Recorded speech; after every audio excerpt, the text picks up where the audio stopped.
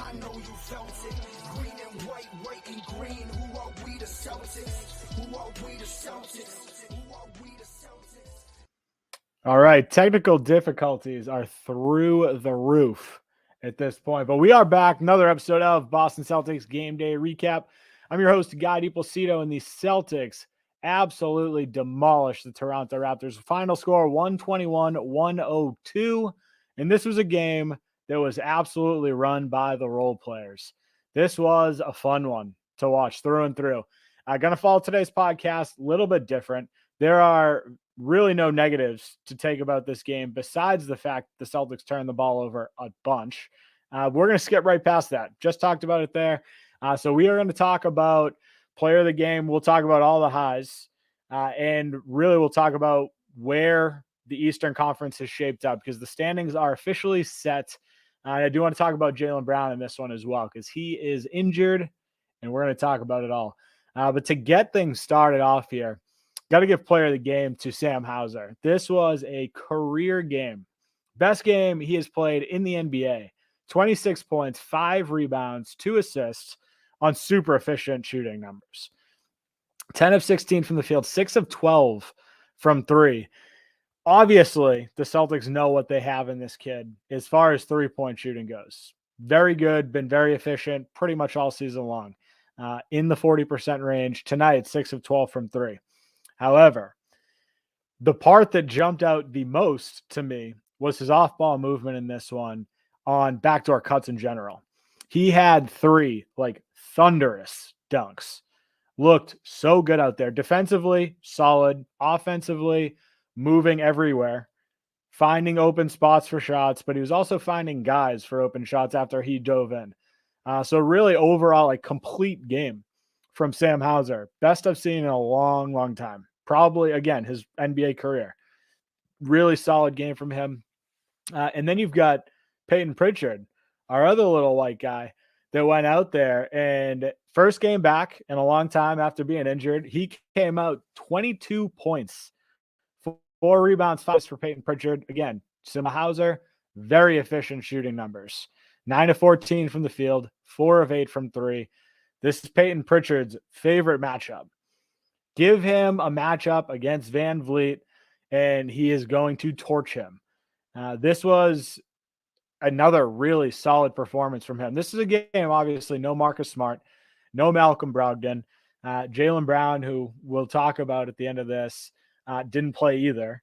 So you've got a lot of minutes opening up for guys like Pritchard, for guys like Muscala. We saw Derek White play 28 minutes in this, but really all of these starters, Jason Tatum didn't play at all in the third quarter. Derek White played the majority of the third quarter. Al Horford, same thing. Robert Williams, same thing. They didn't play at all in the fourth. So that entire 12-minute span was just Pritchard getting to do whatever he wanted. And it showed in this one. Peyton Pritchard had 11 points at half and after the third, for that matter, and ended the night, added another 11 in the fourth quarter, ended the night with 22. So really solid game from both Sam Hauser and Peyton Pritchard in this one. And it's a fun game to watch if you're a Celtics fan, right? Because these are the guys that you cheer for, you'll love, good team players, good energy guys, but they haven't really gotten a huge shot this year. They came out and battled tonight, and it was a hell of a game to watch from both of them.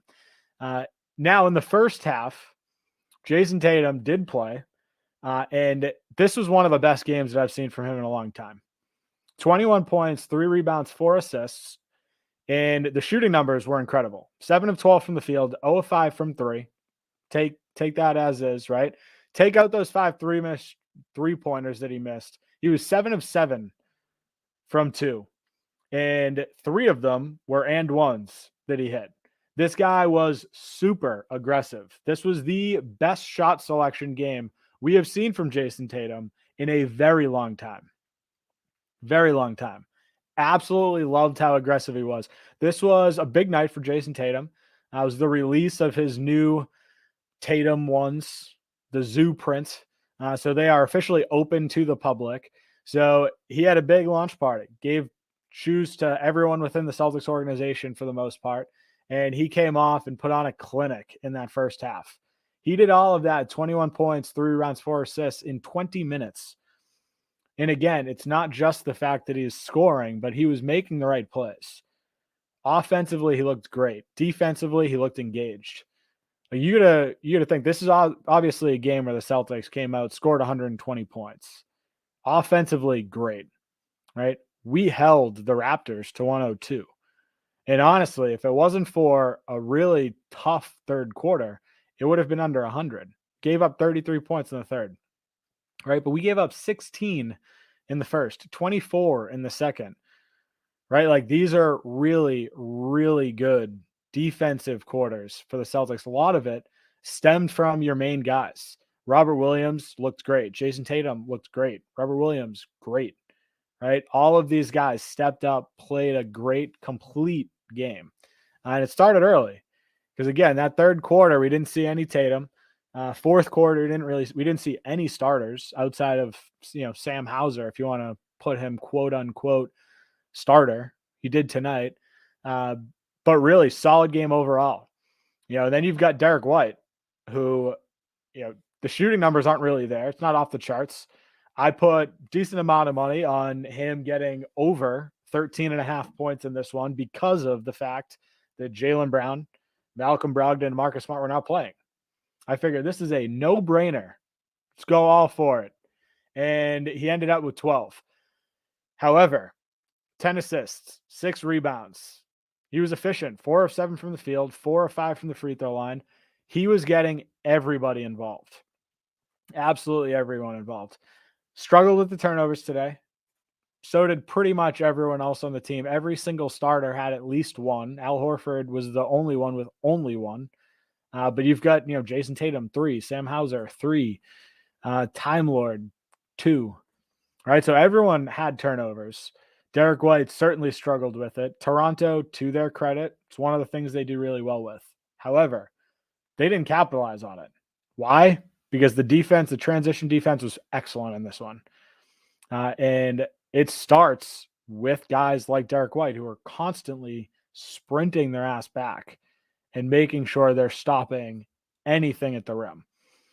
So give a lot of these guys credit in this one. Derek White, again, the shooting numbers aren't really there, but he was moving the ball really well, finding a lot of guys for wide open shots tonight. There's a reason the Celtics shot, 55% from the field, and it's because Derek White was setting a lot of them up. So really solid game from him again. But it goes throughout the starting lineup here. Al Horford, solid. Robert Williams, one of the better games that we've seen too. He looked fantastic in this one. Played 25 minutes, so kept the minutes a little bit higher, trying to work back his stamina, get his conditioning back up to par. But 8 points, 9 rebounds, 2 assists, 2 steals, 3 blocks, right? This is Robert Williams in his bouncy self, being back. He looked really, really good in this one, straight from the tip. Won the opening tip of the night, and came out and was blocking everything. Had 2 blocks in the first couple of minutes, and was just doing a really good job. Defensively, offensively, we saw him with a little shimmy shake hook shot or fadeaway down on the block. So actually showing us a little bit of post game tonight as well. The passing was off the charts as well from him. Only 2 assists, but a couple dimes. Those 2 assists were dimes. So Robert Williams, again, solid. You look in the entire starting lineup, Tatum, Hauser, Horford, Time Lord, Derek White, every single one of them, great game. Then you move to the bench, right? Peyton Pritchard, talked about him, killed it tonight. Muscala, 22 minutes. I thought this was an excellent game from him. 11 points, 7 rebounds, added in an assist, 4 of 8 from the field. Looked good out there. And it wasn't just threes. The threes was actually struggling today. He was only 1 of 5 from 3. However, he was working it inside. Had a couple nice hook shots. Had a couple nice backdoor cuts, easy layups, right? Muscala was playing within the offense. And defensively, I thought he looked really good. Really good. But through and through, you've got Blake Griffin. Another big energy night for Blake. 3 points, 5 assists, 3 rebounds, one of them being offensive. But this is a guy like forcing a foul on Precious down low because he got good position on him. Ran the point during transition and got Derek White for a transition layup. Right? Blake Griffin's just making a lot of the right plays. Had a nice dive on the floor for a steal. And then right after that steal, offensive rebound behind the back pass to Peyton Pritchard for a corner 3. So again, making all of these hustle plays over and over and working his way into the hearts of Boston fans, right? We talk about Tommy points all the time, whether it be this podcast or on the broadcast itself. Tommy Heinsohn, obviously a huge figure in Boston Celtics history, in Boston Celtics recent history as well. He's making all of the right plays. Eddie House called it tonight, right? There were 3 Tommy points that you could have given to Blake Griffin simply based off of hustle, energy plays. The guy looks good. He looks good. I'll admit, I was a little skeptical when they signed him. Love the name. He's a funny guy, good locker room guy from everything I've heard, right? I didn't think he had too much to offer, especially after the Celtics cooked him in the playoffs last year. But he has pleasantly surprised me this year. Very happy with what he's been able to do. And a lot of it, it's not necessarily skill anymore. It's hustle points. And you absolutely love to see it. But overall, you've got really solid individual performances throughout. But as a whole, this team played a really good brand of basketball on both sides of on both sides of the ball. 37 assists tonight on 45 makes, 37 assists. I don't understand. Like, that number is astronomically high. Like, you talk about a team that is absolutely connected to one another and making the right plays over and over on the offensive end. This isn't ISO. There's no ISO going on in this game. Even the couple plays that Jason Tatum went off and got buckets, they were off the dribble because he had a nice backdoor cut and he got it from someone else, probably Derek White for most of them. Right? So you've got a bunch of guys creating opportunities for others. This is the way that the Celtics ran their offense in the beginning of the year. 37 assists is far more than what we were seeing at the beginning of the year. I'm not going to say that that's sustainable, but the way that they played is as good as it gets on an offensive end. When you're getting, 37 assists on 45 makes, that means there's only 8 baskets in the entire game that weren't assisted, which is mind-blowing to think of. So really solid overall game from them on the offensive end, but defensively, I think it was just as impressive. This is, again, winning the margins. Joe Mazzulla talks about it all the time. Rebounding, we absolutely smoked them. 53-35 in this one. 13 offensive rebounds we had. 37 assists to their 21. Like, we had 7 blocks to their 2. Like, we did a really good job of making sure on the defensive end we were getting back. We weren't giving up a ton in transition. We were also making sure that even off of all of the turnovers that we had, we weren't letting them score on every single one of them. We were forcing them to hit tough shots, and it didn't really work. They shot 43% from the field. They shot 29% from 3. Better than last game when we played them. But really, the Celtics through and through, really solid overall game plan in this one. And love to see it from them. There's really no negatives to take from today's game. Obviously, turnovers, a big issue. We had 21 in this game. One of them was the shot clock violation at the very end. So really 20, but doesn't really make it much better. And then they scored 21 points off of that. Again, one of those was technically because of the shot clock violation at the end. So be it, right? Not really reading into that too much. But overall, great game. Now, I want to talk about where the Eastern Conference standings lie at this point, and also talk about Jaylen Brown, because we've got a little injury update, and it's a little less than encouraging. Before we dive into all of that, though, I want to take a quick break for word from our sponsors. This podcast is brought to you by Hopewell Hemp Farms. Hopewell Hemp Farms, your only source for the highest quality American-grown hemp products. If you're like me and love to be active, whether that's playing in an adult softball or basketball league, or your level of activity is limited to yard work, one thing is for certain. As you get older, joints start to hurt. Well, I turn to Hopewell Hemp Farms Body Butter to relax those joints and their amazing tinctures to help me fall asleep. Check them out at hopewellhempfarms.com today and stock your nightstand the only way I know how. Looking for an agent to help you buy or sell real estate? George Dimas at PD Properties is the agent for you. Sell now for a flat 3% commission on the sales price. PD Properties utilizes the most current marketing techniques and strive to put more money in your pocket. If you're looking to buy, call now and George will be with you every step of the way until you find a property you're able to call home. Serving the North Shore and beyond, call George Dimas with PD Properties today at 781-913-2290.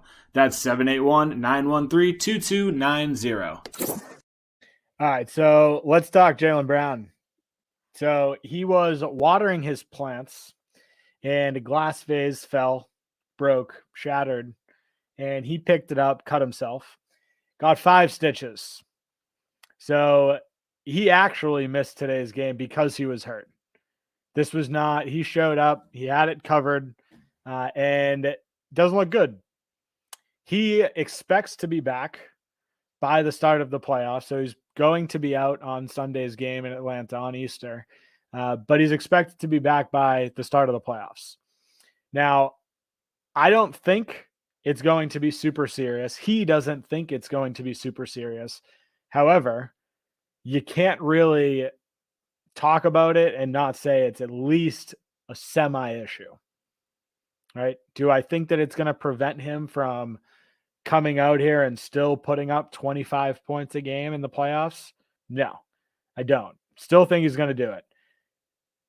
But you gotta wonder if it's going to affect some of the efficiency, right? Because he is as efficient as it gets on this team, at least from, scoring the right way, right? We talk all the time about him getting to the rim and him forcing the issue at the rim, not settling for jump shots, not settling for threes. I wonder if that changes a little bit with the hand injury. Hopefully not. Again, fingers crossed. Not an issue. We move past it. We got to bring it up here. So that is the injury update to Jaylen Brown. Hopefully, he hires a gardener for the rest of the playoffs. None of this ever happens again because I don't want to talk about it with one game remaining in the regular season. One game. So hopefully it gets figured out. Hopefully it gets figured out. He's got a little bit of time here, obviously. And, playing against the play-in team here might not be that big of an issue either. So seeding is basically locked. So we've got obviously 1 through 8 is locked. The only thing that we're kind of curious about at this point is who we're going to play between the play-in winners. Now that starts on the 14th or the 15th, the play-in games. So we've got a little bit of time, which is good because Jaylen Brown obviously needs some time to play here. But you've got 7 and 8. It's going to be Miami or Atlanta. That is who the Celtics are going to be facing off against. Whoever wins that battle of Miami and Atlanta will be the team that we have to play in the playoffs. So again, I don't think it matters. I don't think it matters at this point. The Heat aren't as good as they were last year. Atlanta are complete frauds. But you can't really be worried about a first-round matchup. If you have hopes for bigger things, and the Celtics do, championship aspirations, right? You're not worried about a first-round matchup. You can't be. You got to go in laser-focused and make sure that you're on the top of your game. This is where the Celtics can get right. And I don't like talking about the Celtics getting right in the playoffs. But honestly, we don't really have any continuity with the starting lineup unless, they continue rolling with Time Lord off the bench. Obviously, the lineup that we've had pretty much all season long has been Smart, White, JB, Tatum, Horford, right? It's been that single big, smaller lineup with Jason Tatum at the 4. If we roll with that, sure, there's continuity there. If for whatever reason, again, I don't think this is going to happen, but if for whatever reason, Joe Mazzulla opts to go for that double big, get Time Lord into the starting lineup, then you got to start building continuity up with those guys. Either way, even if it's not a starting lineup that you roll with, you still want to see him get some time. Because let's be honest, Robert Williams hasn't played a lot this year. But you can see in games like this, in every other game he's played, he is an absolute game changer for this Celtics team. Everything about him, everything he does on both sides of the ball, offensive and defensive, he takes the Celtics to another level. So you got to roll him into some of these lineups and get him acclimated to playing with all these guys. Obviously, he's played with them last year. He knows not much has changed, but you're also adding in guys like Malcolm Brogdon. You're bringing in guys. Obviously, I know Derek White played with them last year. He's playing at a completely different level this year. So it's different. He needs to get acclimated to these guys, get his wind under him. So that to me, obviously, if looking at Miami and Atlanta, I would rather play Atlanta, but I don't think it matters. Don't think it matters. Celtics are going to go in. Miami might be a little bit tougher.